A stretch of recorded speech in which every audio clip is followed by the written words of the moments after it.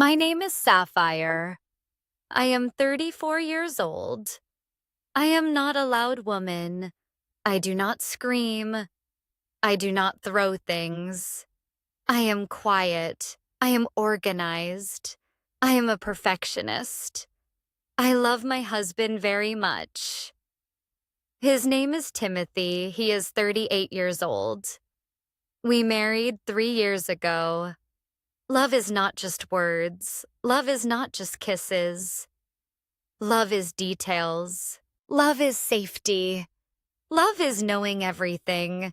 Love is protecting what is mine. Our house is perfect.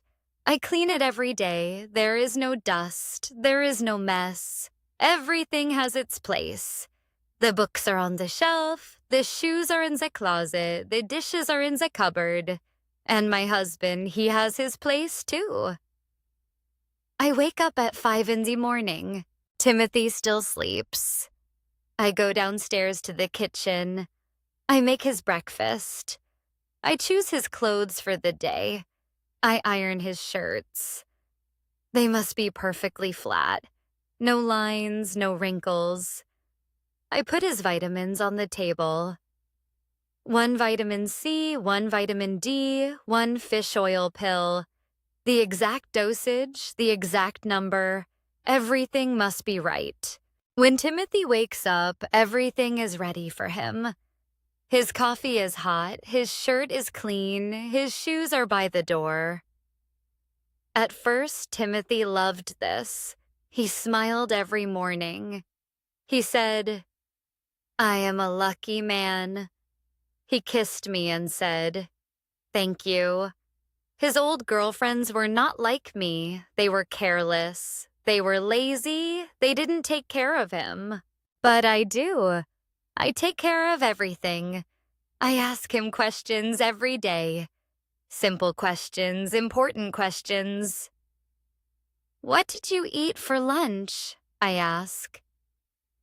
"Who did you talk to at work?" I ask. "What are you thinking about?" I ask.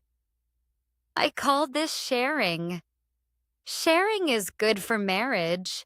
Sharing brings us close. We share everything. We have no secrets. But sometimes Timothy looks tired. He answers my questions slowly. "I ate a sandwich," he says. "I talked to my boss," he says. "I am not thinking about anything," he says. I do not believe the last answer. Everyone thinks about something. So I ask again, "Tell me what is on your mind." He sighs, but he tells me. He always tells me because I need to know. I need to know everything. I keep a small notebook. I write down his schedule. Monday, office meeting at 9. Tuesday, lunch with client at noon. Wednesday, dentist at 3. I check the notebook every day. I check the time. If he is late, I call him. "Where are you?" I ask. "Are you okay?" I ask. Or he says, "The meeting ran long." I feel better when I know. I feel safe. Knowledge is safety. Some people don't understand. My sister says you worry too much. My mother says, "Give him space, Tanti." But they don't know. The world is dangerous. People are dangerous. Women are dangerous. They smile at my husband. They talk to him. They want to take him away. I must protect him. I must protect us. I must protect our home. So I watch. I listen. I remember everything. Timothy comes home at 6 every evening. I wait for him by the door. "How was your day?" I ask. He tells me. He tells me about work. He tells me about his boss. He tells me about his lunch. I listen very carefully. I remember every word. I compare it to what he said before. I check for changes. I check for lies. Did you see anyone new? I ask. Did anyone call you? I ask. Sometimes he looks confused. Why do you ask? He says. I just want to know. I say. I love you. I care about you. This is true. I do love him. I love him so much it hurts. I love him so much I cannot breathe sometimes. At night, we sit together on the sofa. I hold his hand. His hand is warm. Mine is cold. I hold it tight, very tight. I love you, I say.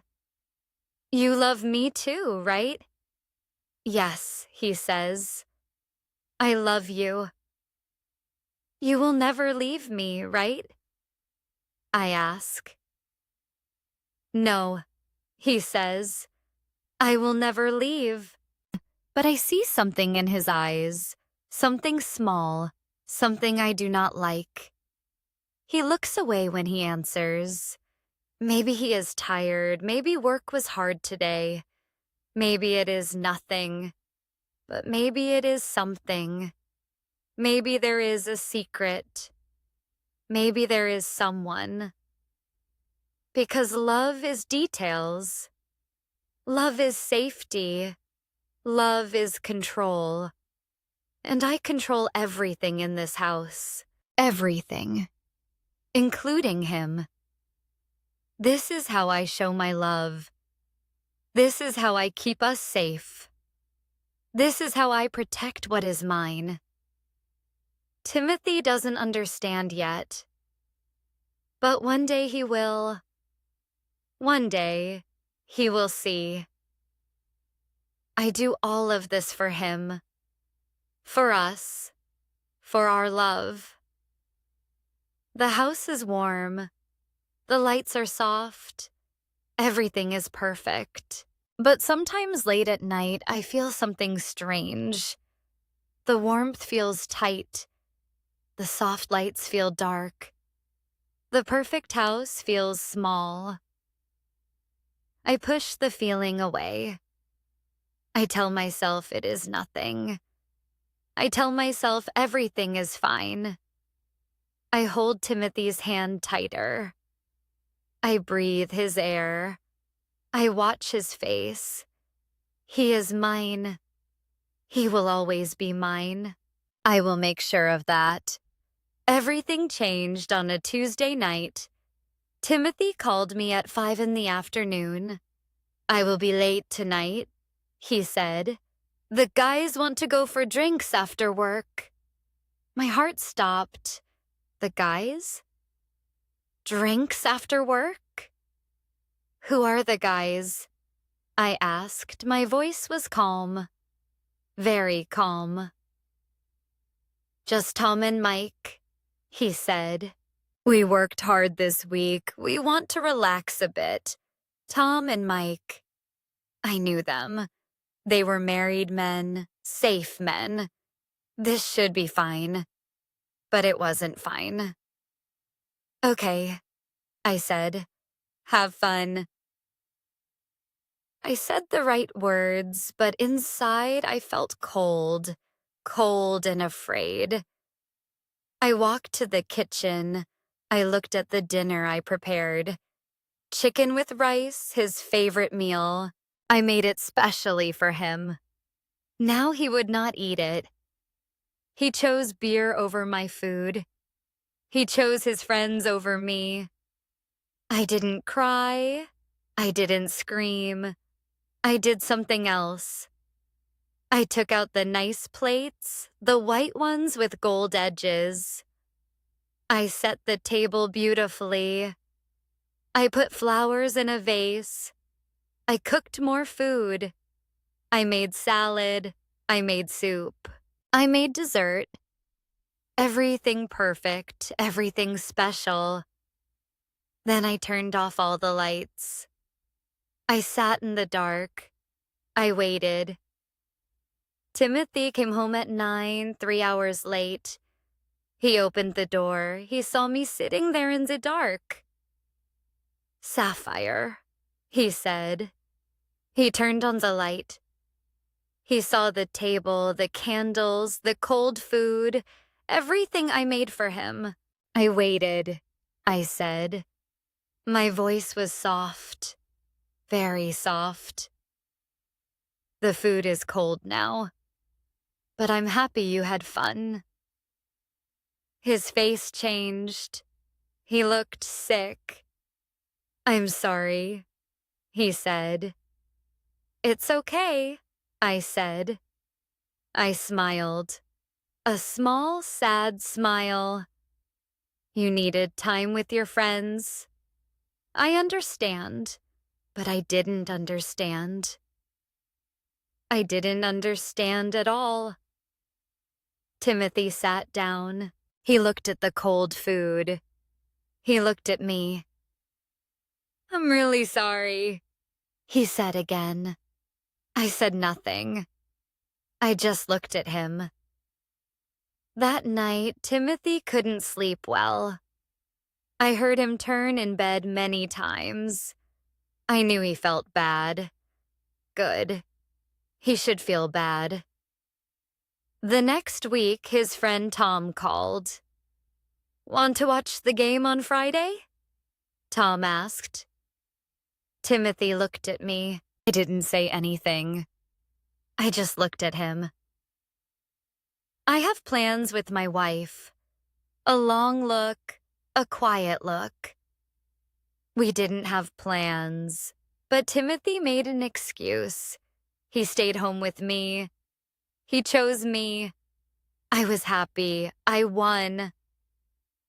After that, I learned something important. I didn't need to shout. I didn't need to forbid. I just needed to make him feel guilty. So I started to use new methods. When it rained, I called him. "It's raining very hard," I said. "The roads are dangerous. Can you come home early?" He came home early. When he planned to go to the gym, I said, "I feel a bit dizzy today. Can you stay with me?" He stayed. When he talked on the phone too long, I looked at him.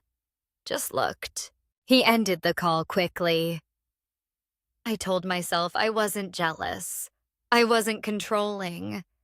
I was just worried. I was just protecting him. The world outside was dangerous.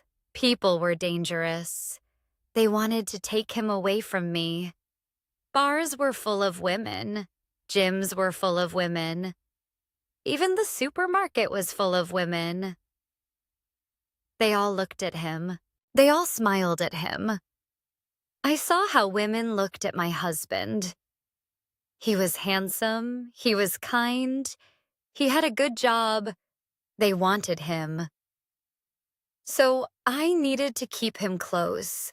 I needed to keep him safe. I needed to keep him home. Home was safe. Home was ours. Home was where I could see him, where I could protect him. Timothy started to change. He stopped making plans with friends. He stopped going to the gym. He came straight home after work every day. He sat with me every evening. We watched TV together. We ate dinner together. We went to bed together. He was always with me. Always. Some days I saw sadness in his eyes, but I ignored it. Sadness was better than leaving. Sadness was better than betrayal. I loved him. I loved him so much, too much. So much it burned inside me like fire.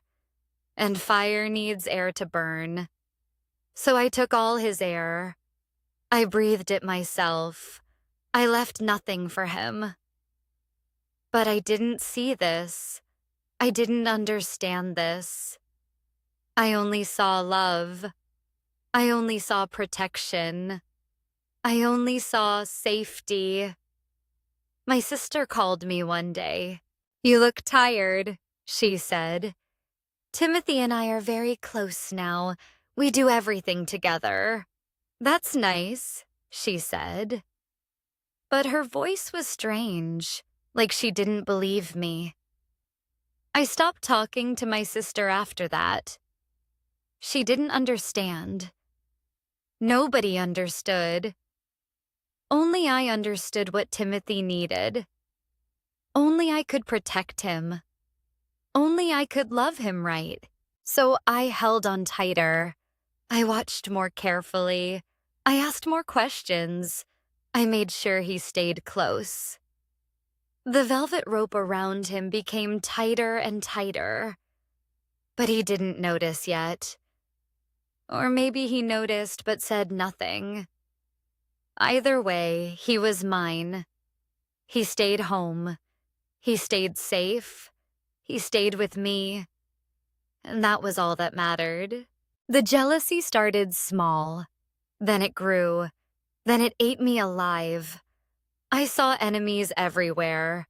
Every woman was a threat. Every smile was danger. Every word was a secret message. We went to the supermarket together. The cashier was young and pretty. She smiled at Timothy. "Have a nice day," she said. Timothy smiled back.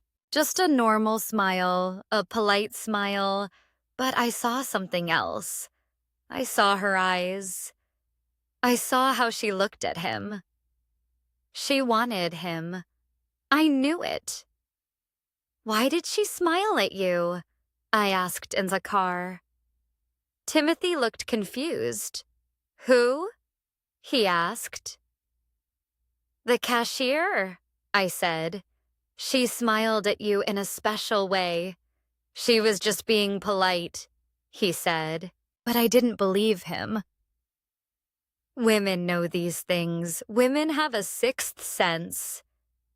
I felt it in my bones. That girl wanted my husband. We didn't go to that supermarket again. Then there was the woman at his office. Her name was Lisa. She was new. She sent Timothy an email at 8 at night. I saw the email on his phone.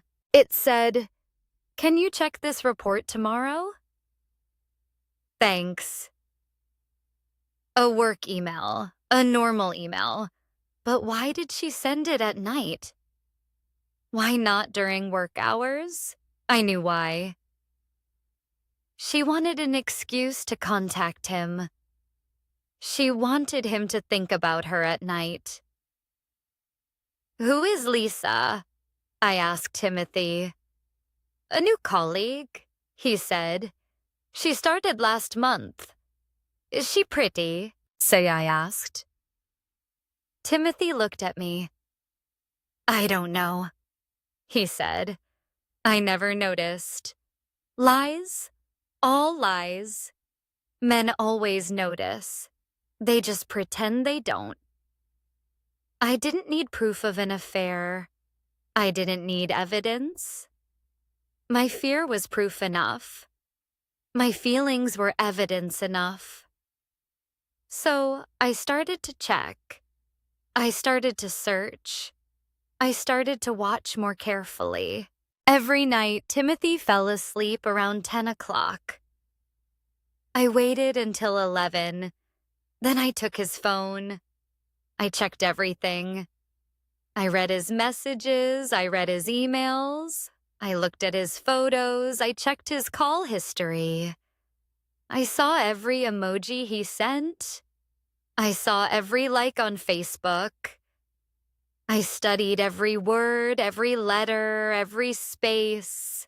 Most things were innocent, but some things made me suspicious. He liked a photo from a woman at work. He sent a smiley face to his cousin. He wrote thanks to the coffee shop girl. Each thing was small, but together they were big. They were proof that he thought about other women.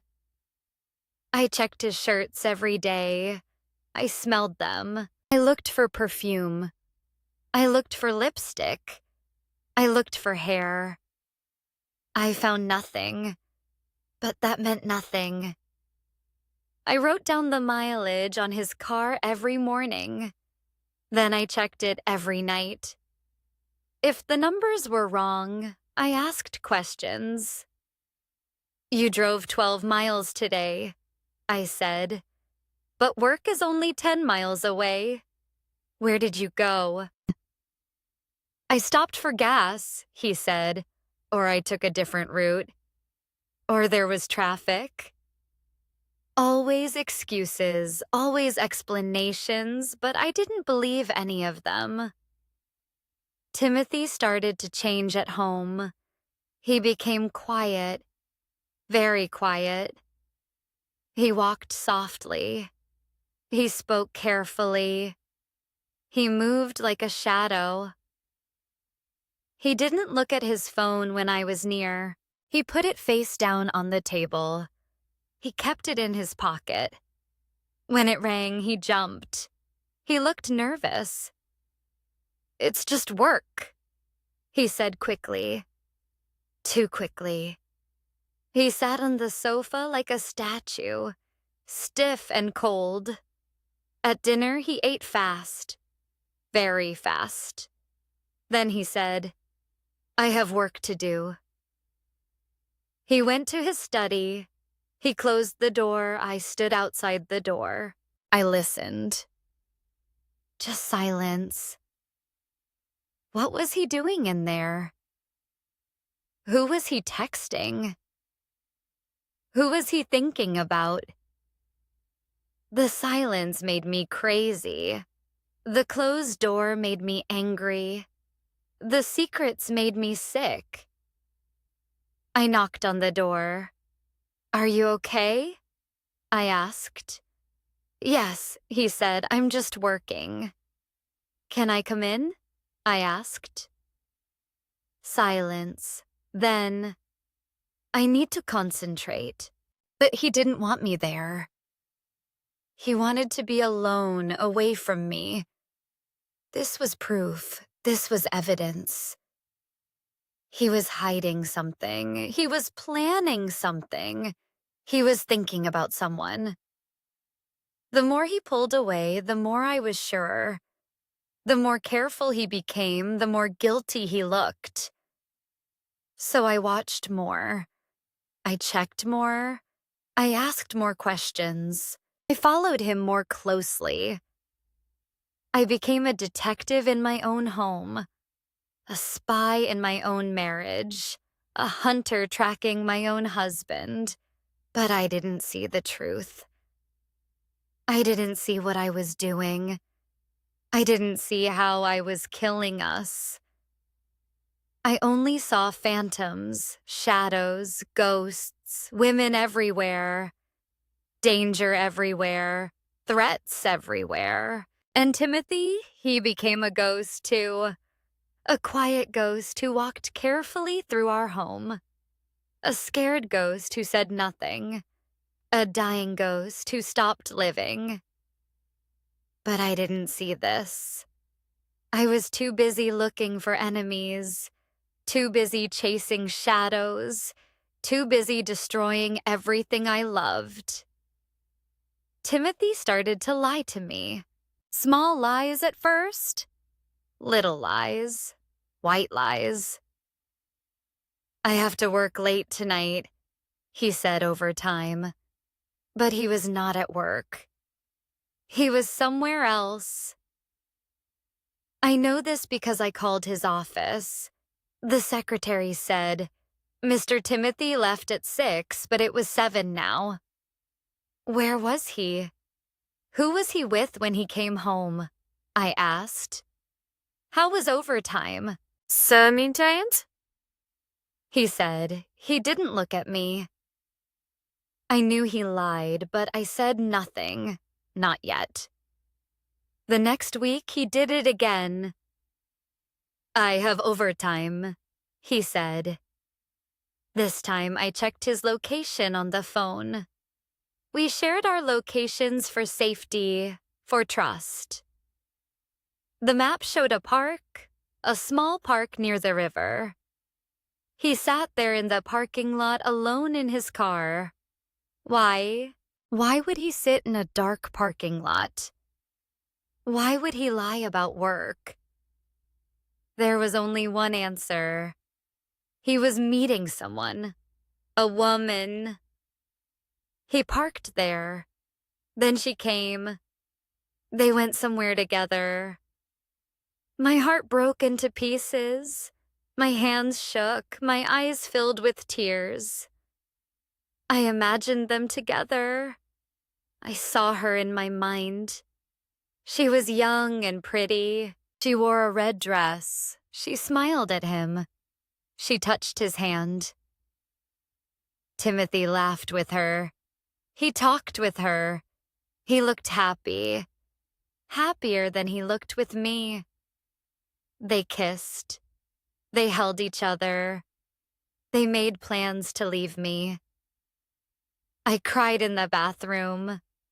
I cried so hard I couldn't breathe.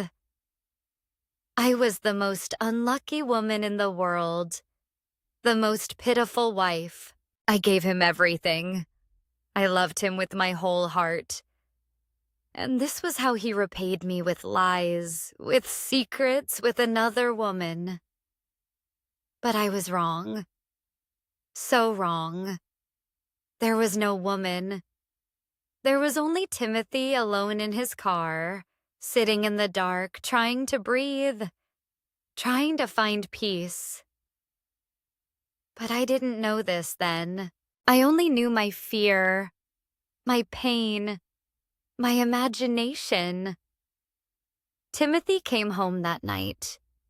I looked at him with hate and hurt. "Where were you, really?" I asked. "At work," he said.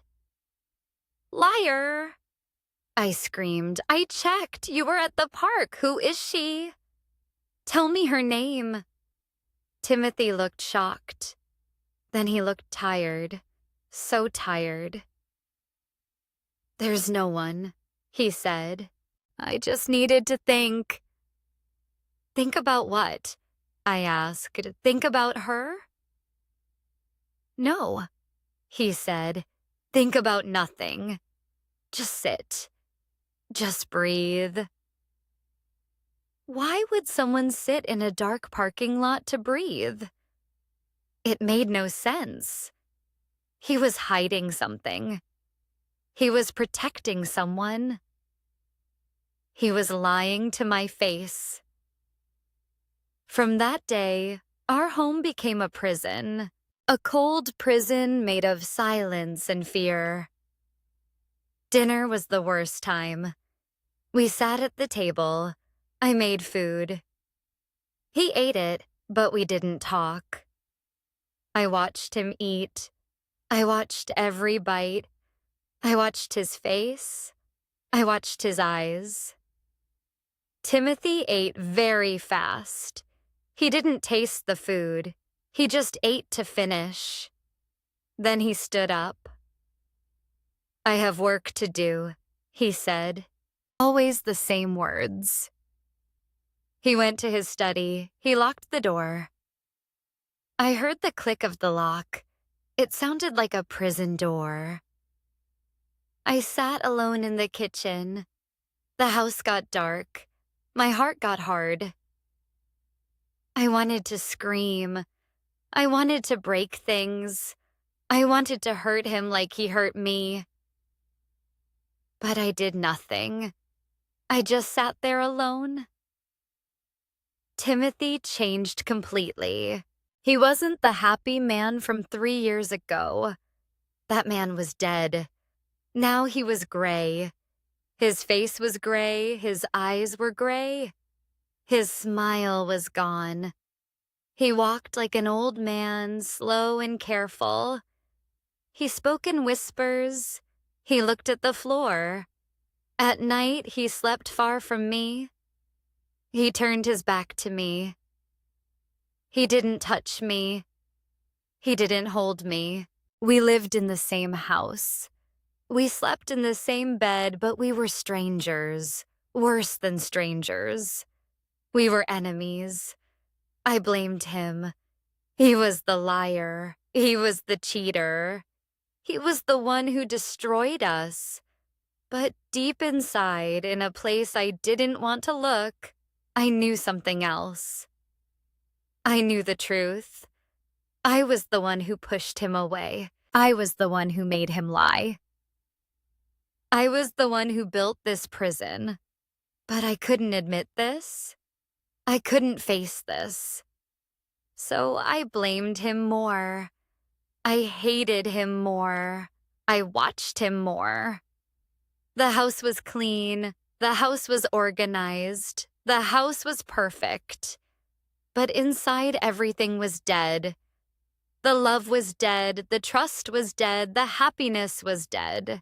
We were two ghosts living in a beautiful grave. And I didn't know how to stop it. I didn't know how to fix it. I didn't know how to save us. All I knew was fear. Fear of losing him. Fear of being alone. Fear of the truth. So I held on tighter. I asked more questions. I checked more carefully. I loved harder. But my love was poison now. It killed everything it touched. It killed him. It killed me.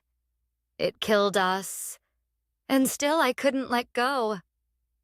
I couldn't take it anymore. The fear ate me alive. I was losing him. I felt it every day. So I decided to act. I decided to fight back. I decided to strike first. Timothy mentioned a woman at work. Her name was Rachel. She was his project manager. He talked about her sometimes. Rachel said this, Rachel wants that. Always Rachel. I found her number in Timothy's phone. I wrote it down. I waited until he left for work. Then I called her. The phone rang 3 times. Then she answered. Hello. Her voice was young, confident, pretty. I hated her immediately. This is Sapphire, I said. Timothy's wife. Silence. Then, oh, hello, is everything okay? No, I said. Everything is not okay. I know about you and my husband. What? She said. She sounded confused. I don't understand. Stay away from Timothy, I said. My voice was cold, hard. He is my husband. He belongs to me. Stop calling him. Stop emailing him. Stay away. Mrs. Sterling, I think there's a misunderstanding, she said. Timothy and I just work together. That is all. Liar, I said. I know the truth. If you contact him again, I will make your life very difficult. I hung up. My hands shook, but I felt powerful. I protected my marriage. I protected my husband, but I wasn't done. Fear pushed me further. I drove to Timothy's office. I walked into the building.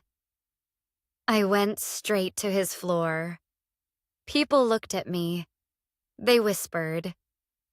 I didn't care. I found Timothy's desk. He wasn't there. His boss was nearby. A man in a gray suit. Where is Timothy? I asked. He's in a meeting, the boss said. Can I help you? My voice was loud. You can tell me about Rachel. Is she sleeping with my husband? The office went silent. Everyone stopped working. Everyone looked at me. The boss looked shocked. Ma'am, Please calm down. This is not appropriate. I want the truth, I shouted. Is my husband having an affair in this office? Security came. They escorted me out. I screamed the whole time. I know the truth. You can't hide it from me. They put me outside. They locked the doors. I stood on the street. People stared at me. I didn't care. I did this for love. I did this to save my marriage. Timothy came home 2 hours later. I heard his car. I heard the door open. I waited in the living room. I was ready. Ready for him to apologize, ready for him to beg forgiveness. Ready for him to swear his love. But Timothy didn't apologize. Timothy didn't beg. Timothy didn't swear anything. Timothy was furious, more furious than I ever saw him. His face was red. His hands were fists, his eyes were fire. What did you do? He shouted. Well, what did you do? I stood up. I protected us, I said. I warned that woman. I told her to stay away. You called Rachel, he said. You went to my office. You made a scene in front of my boss. Yes, I said. Because I love you. Because I know the truth. The truth? Timothy laughed. It was a terrible laugh, a broken laugh. You don't know anything. You only know your fear, your jealousy, your sickness. I'm not sick, I screamed. You are the liar. You are the cheater. I never cheated, Timothy shouted back. Never, not once. There's no other woman. There never was. Liar, I said. Tell me her name. Who is she? Is it Rachel? Is it someone else? Just tell me. Timothy stopped shouting. He looked at me. His eyes changed. They filled with something I never saw before. Not love, not hate. Fear. He was afraid of me. You checked my phone, he said. His voice was quiet now, tired. You called my colleagues, you came to my office, you accused me in front of everyone. Because I love you, I said, my voice breaking. Because I'm afraid to lose you. You already lost me, Timothy said. You lost me months ago. You suffocated me. You drowned me. You killed everything I felt for you. No, I whispered. No, that's not true. It is true, he said. He smiled, but it was the saddest smile I ever saw. There's no other woman, Sapphire. There never was. The only person destroying us is you. The words hit me like stones. Each word hurt. Each word broke something inside me. I did everything for you. I started to cry. I loved you. I took care of you. I protected you. You imprisoned me, Timothy said. You controlled me. You watched me like a criminal. This is not love. This is obsession. No, I said, no. I just love you too much. There's no such thing as loving too much, Timothy said. But there is such a thing as loving wrong, and you loved me wrong. I fell to my knees. I cried, I begged. Please, I'll change, I'll be better. Just stay. Please stay. But Timothy didn't stay. He walked past me. He went upstairs. I heard him moving around. He was packing, he was leaving, he was going. and I could do nothing to stop him. Timothy packed his bags fast, very fast. He didn't talk much. I sat on the bed. I watched him. I couldn't move. He took his shirts, the shirts I ironed every morning. He put them in his suitcase. He took his shoes, his books, his watch, everything. "Where will you go?" I asked. "To a hotel," he said. "Then I'll find an apartment." "Are you going to her?" I asked. Timothy stopped. He looked at me. "There's no one else," he said. "I'm leaving to breathe again." He closed his suitcase. He walked to the door. I ran after him. "Please don't go. I love you." Timothy stopped. He looked at me one last time. "I loved you too," he said, "but I can't breathe here." Then he left. The door closed behind him. The sound was so loud, louder than anything. It was the sound of the end. I stood alone in the house. The house was clean. The house was perfect, but the house was empty. I needed to find proof. Proof of the affair, proof that I was right. I opened his computer. I read his emails. Nothing. Just work emails. I checked his phone records. Nothing. No secret numbers. I looked at our bank statements. Nothing. Just normal expenses. I read his old messages to me. "Are you tired?" he wrote. "Do you need anything?" he wrote. "Shall I buy medicine for you?" Every message was kind. Every message was love. There was no affair. There was no other woman. There never was. The enemy was inside me. My heart, my fear, my jealousy, my need to control. I killed my own marriage. I pushed him away. I destroyed everything. I walked to the bedroom. I saw his empty closet. I fell to the floor. I pulled out his old shirts. I held them. I cried. I won. I controlled everything. I watched everything. No woman took him from me. But my kingdom was empty now. I had no one to love, no one to hold. Jealousy didn't save my love. It killed it. It destroyed everything. Now I was alone. The queen of an empty kingdom. The house was perfect, but I was broken. Love is not control. Love is not fear. Love is freedom. Love is trust. But I learned this too late. Timothy was gone. My love was dead. My marriage was finished.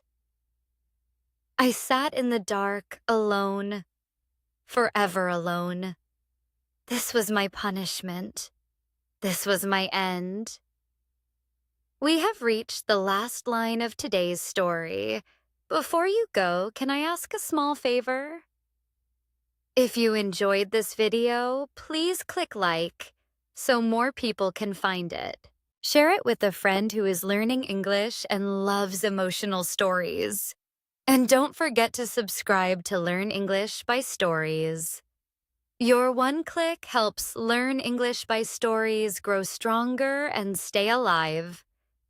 When you subscribe and ring the bell, new stories will come directly to you.